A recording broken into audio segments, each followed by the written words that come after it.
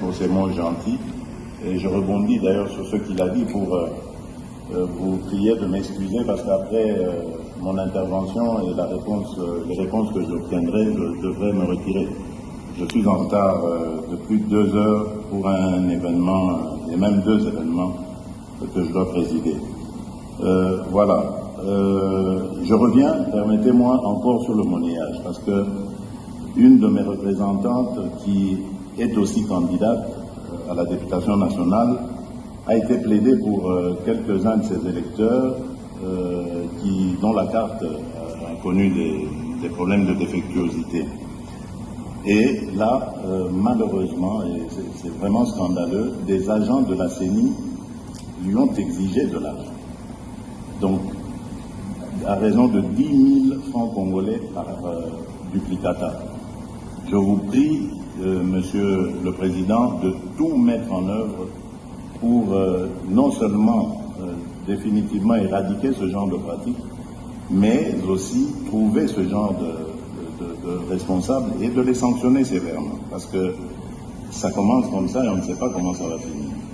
Donc soyons très prudents. Alors, je voudrais aussi faire une autre observation à propos du décalage horaire entre la zone ouest et la zone est. Est-ce que le fait qu'à l'est, le scrutin se terminera avant, 1 heure avant normalement, il sera clôturé 1 heure avant l'ouest, ne risque pas de donner l'occasion à certains mal intentionnés de faire des... je pensais ici, par exemple, à 1 heure conventionnelle, uniquement pour ce jour-là, d'avoir une même zone horaire sur toute l'étendue du territoire national. Serait-ce possible d'en arriver là? Et ainsi, on pourrait commencer à 6 heures pour tout le monde, 6 heures à Kinshasa, en supposant par exemple qu'à l'Est, pendant qu'il sera 7 heures, on ramène l'heure à 6 heures aussi, et on le fait. Donc on le voit par exemple en Europe, il y a des moments où on passe à l'heure d'été et à l'heure d'hiver. Donc c'est possible, c'est une convention, il suffit simplement de se mettre d'accord tous ensemble. Et ainsi, il n'y aura pas de suspicion ci et là. Alors, quelqu'un a posé cette question ici. Comment est-ce que vous entrevoyez la gestion de l'ouverture des bureaux de vote? Parce que je me souviens, en 2018, il y a eu énormément de problèmes à certains endroits. Il y a eu des bureaux qui ont ouvert plusieurs heures en retard.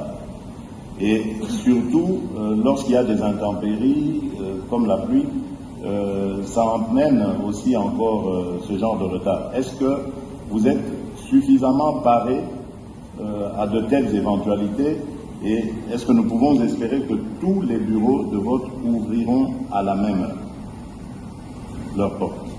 Voilà, donc c'est ce que je tenais à vous dire.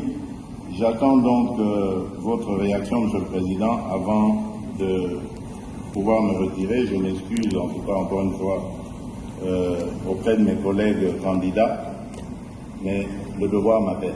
Voilà.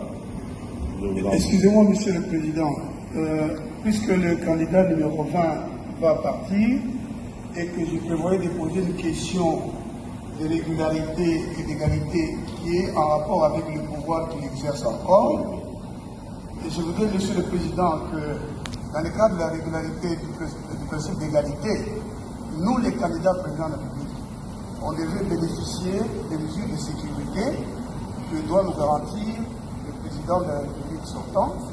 Et je voudrais qu'il nous dise, avant de partir, quelles sont ces mesures. Parce que si nous sommes égaux en tant que candidats, mais nous ne le sommes pas en réalité, parce que pour que le président candidat arrive ici, la route était barricadée partout et il a pu arriver tranquillement. Mais nous, on était dans des embouteillages, il a fallu négocier.